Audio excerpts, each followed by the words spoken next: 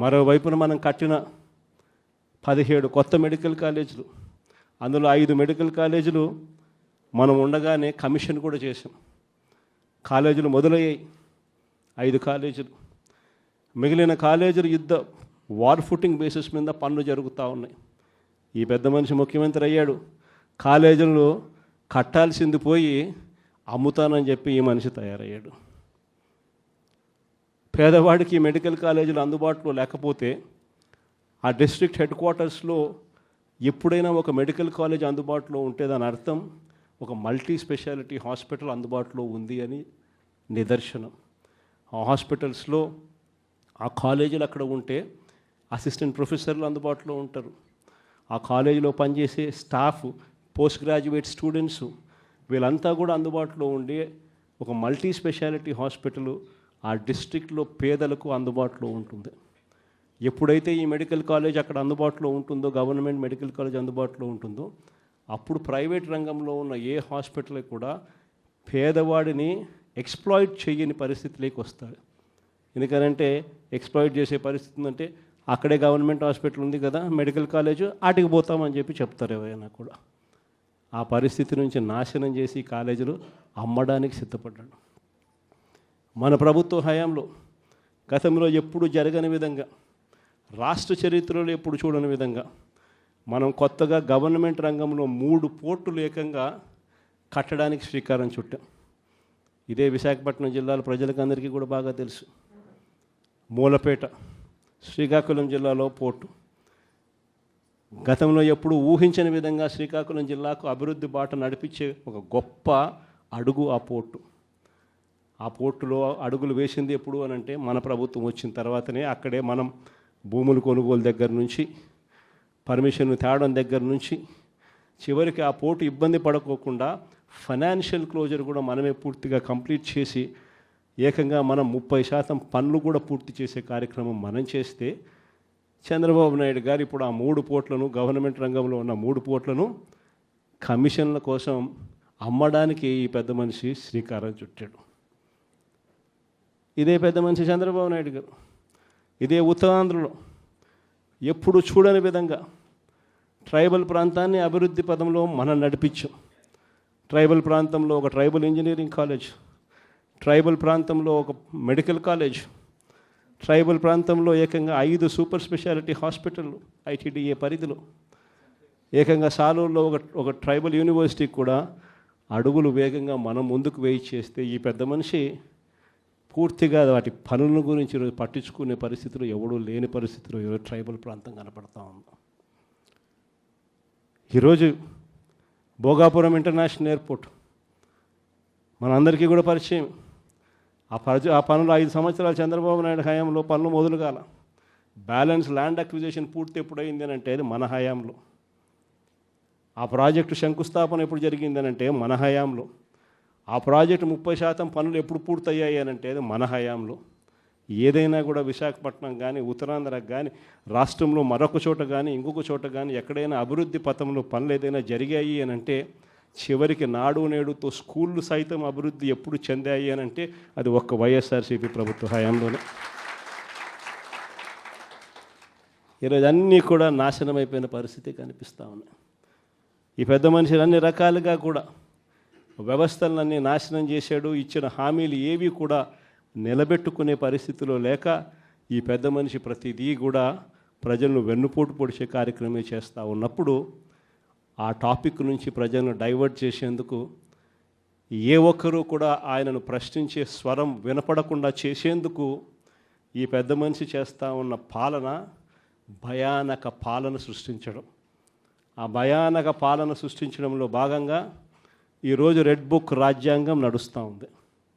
ఈ red book రాజ్యాంగంలో ఎవరైనా కూడా గొంతు విప్పుతారు చంద్రబాబు నాయుడుకు వ్యతిరేకంగా అని చెప్పి ఎక్కడ చంద్రబాబు నాయుడు గారికి అనిపించినా వెంటనే ఆ మనిషి గొంతు పట్టుకోవడం, ఆ నులిపేయడము అనేది ఎలా అనేది మాత్రమే చేస్తూ ఉన్నారు.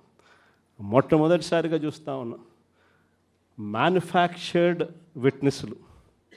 అంటే ఒక నేరంతో ఒక మనిషికి సంబంధం ఉండదు, కానీ ఏకంగా వీళ్ళకి సంబంధించిన ఒక వ్యక్తిని క్రియేట్ చేస్తున్నారు. ఆయనను అప్రూవర్ అంటున్నారు, ఆయన చేత ఇష్టం వచ్చిన మాటలు మాట్లాడిస్తున్నారు, ఒక మ్యానుఫ్యాక్చర్డ్ ఎవిడెన్స్ క్రియేట్ చేయిస్తున్నారు, ఆ మనిషితో ఈ మనిషి పేరు చెప్పిస్తున్నారు, ఈ మనిషిని ఇలా అరెస్ట్ చేస్తూ ఉన్నారు. ఇంతవరకు ఎప్పుడు హిస్టరీలో ఇటువంటి కార్యక్రమాలు ఎప్పుడు జరగల. ఒక తప్పుడు సాంప్రదాయానికి పెద్ద మనిషి చంద్రబాబు నాయుడు గారు ఈరోజు బీజం వేస్తూ ఉన్నాడు. ప్రతి నియోజకవర్గంలో కూడా పాత కేసులు ఏమేమి ఉన్నాయని చెప్పి తవ్వుతున్నారు. ఆయన పాత కేసులలో ఇప్పుడు మన ఎమ్మెల్యే క్యాండిడేట్లను ఎలా ఇరికించాలి అని చెప్పి, ఆ కేసుల్లో ఎలా ఇరికించాలి అని చెప్పి ఇప్పుడు చూస్తూ ఉన్నారు.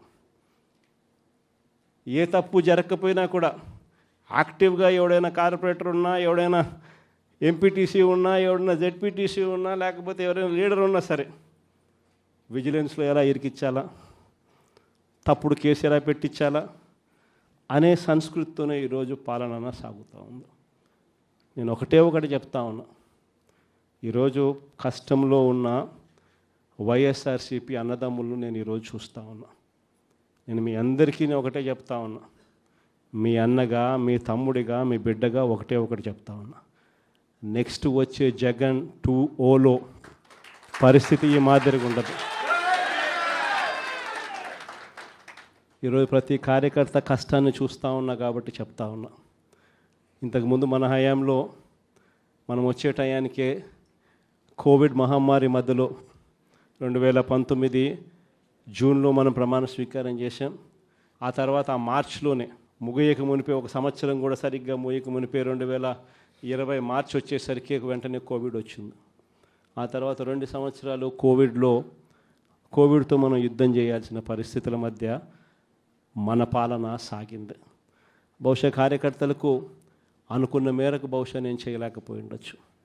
కానీ ఇవాళ ఒకటే చెప్తా ఉన్నా, ఈరోజు ఈ కష్టాన్ని చూసిన వ్యక్తిగా చెప్తా ఉన్నా, రేపొద్దున ఇలా ఉండదు.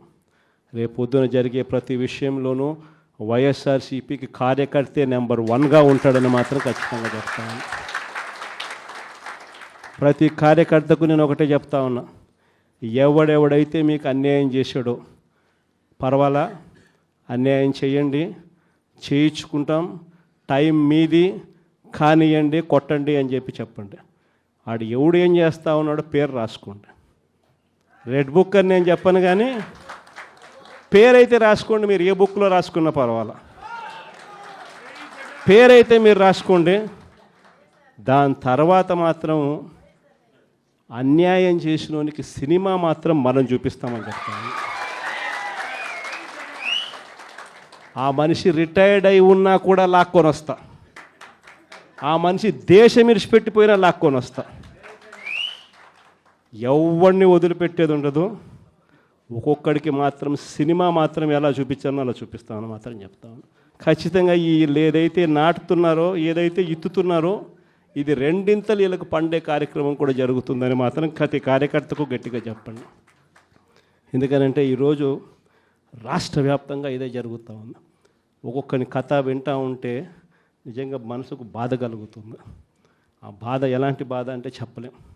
అసలు మంగళగిరిలో ఒక పాపను, కృష్ణవేణి మంగళగిరి పాప, సోషల్ మీడియా పాప తీసుకొని పోయి, ఆడపాపను కూడా, ఆడకూతురని కూడా చూడుకోకుండా తీసుకొని పోయి హైదరాబాద్ నుంచి ఎత్తుకొని వచ్చి స్టేషన్లలో పెడతా ఉన్నారు.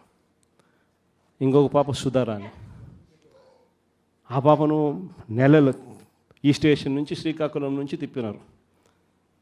శ్రీకాకుళం నుంచి కింద దాకా అన్ని స్టేషన్లు తిప్పుకుంటూ నెల రోజుల పాటు బెయిల్ రాకోకుండా తిప్పినారు. ఆడవాళ్ళను, ఆడకూతుర్లను కూడా చూడుకోకుండా కేవలం వీళ్ళకి వ్యతిరేకంగా పోస్ట్ పెట్టిందని ఇంత దౌర్జన్యంగా జరుగుతూ ఉన్నారు. వంశీ అని ఇప్పటికి 1.5 అయిపోయింది. ఒక కేసులో బెయిల్ వస్తుంది, బెయిల్ వచ్చిన వెంటనే ఇంకొక కేసు, మళ్ళీ ఆ కేసులో బెయిల్ వస్తుంది, బెయిల్ వచ్చిన వెంటనే మళ్ళీ ఇంకొక కేసు. ఇప్పటికి 11 కేసులు. ఒక కేసు అయిపోయినాక ఒక కేసు, ఒక కేసు అయిపోయినాక ఒక కేసు. 2 నెలలు దాదాపుగా వంశీ ఈరోజు జైల్లోనే కనపడతా ఉన్నాడు. ఇంకొక దళితుడు, ఎక్స్-ఎంపీ నందిగామ సురేష్, పాపం 1.5 రోజులు పాపం జైల్లో పెట్టారు. బెయిల్ రాకుండా అడ్డుకుంటూ జైల్లో పెట్టారు. మళ్ళా చివరకు కోర్టుల ద్వారా ఎంతో కష్టపడితే బెయిల్ వచ్చింది. వచ్చిన తర్వాత మళ్ళా 3 నెలలు 4 నెలలు తిరగక మళ్ళీ ఈరోజు నిన్న మళ్ళా కేసు. వాళ్ళ ఇంటి దగ్గరికి ఒక వ్యక్తి వచ్చి దళితుడని కూడా చూడుకోకుండా ఆ మనిషిని ఈయనే తిడతాడు. ఎందుకు నన్ను తిడుతున్నావు అని చెప్పి ఈయన ప్రశ్నిస్తే ఈయన మీద కేసు పెట్టి జైల్లో పెడతా ఉన్న పరిస్థితి మొట్టమొదటిసారిగా ఇప్పుడు చూస్తూ ఉన్నాం. అది ఈరోజు ఇంత దారుణంగా ఈరోజు జరుగుతూ ఉంది. ఇలాంటి పాలన చూసిన తర్వాత చెప్తా ఉన్నా, ఆ బాధలో నుంచి చెప్తా ఉన్నా, ఏదైతే మీరు ఎత్తుతా ఉన్నారో తప్పుడు సాంప్రదాయాన్ని నాటుతూ ఉన్నారు, తప్పుడు సాంప్రదాయాన్ని మీరు చాటుతూ ఉన్నారు. ఈ సాంప్రదాయం ఒక వృక్షం అవుతుంది. మీరు ఏదైతే ఇచ్చారో అది 2 ఇంతలు వెనక్కి తిరిగి మిమ్మల్ని తన్నే పరిస్థితిలోకి ఈ వ్యవస్థ తయారవుతుంది. ఇలాంటి పరిస్థితుల మధ్య ఈరోజు మనం అంతా కూడా ఏకమై ఒకటి చెప్తా ఉన్నాం, రాబోయే రోజుల్లో గట్టిగా పోరాటం చేద్దాం. సంవత్సరం అయిపోయింది కళ్ళు మూసుకొని కళ్ళు తెరిచేసరికి. ఇక కళ్ళు మూసుకొని కళ్ళు తెరిచేసరికి మరో 3 సంవత్సరాలు కూడా అయిపోతే దాని తర్వాత మాత్రం వచ్చేది మన ప్రభుత్వమే. మంచి రోజులు ఖచ్చితంగా మనకే వస్తాయి. ఒక చీకటి అయిపోయిన తర్వాత ఒక పగలు రాక తప్పదు అన్నది ప్రతి ఒక్కరూ గుర్తుపెట్టుకోమని ఈ సందర్భంగా కోరుతాను. ప్రతి అడుగులోనూ కూడా సంవత్సరం అయిపోయింది కాబట్టి ఇక రాబోయే రోజుల్లో ఇంకా ఉధృతంగా కూడా ఉద్యమాలు చేయాల్సిన పరిస్థితుల మధ్య మన పార్టీ ప్రయాణం సాగుతుంది. ఈ లోపల మనం గ్రామ స్థాయి దాకా కూడా మనం వెళ్ళిపోయి గ్రామ కమిటీస్ ఫామ్ చేసుకోవడం దగ్గర నుంచి మొదలెట్టి బూత్ కమిటీస్ ఫామ్ చేయడం దగ్గర వరకు కూడా పూర్తిగా మనం చేసుకోవాల్సిన కార్యక్రమాలు, ఏర్పాట్లు అన్నీ కూడా వ్యవస్థీకరణగా మనం చేసుకునే కార్యక్రమం మనం చేసుకుందాం.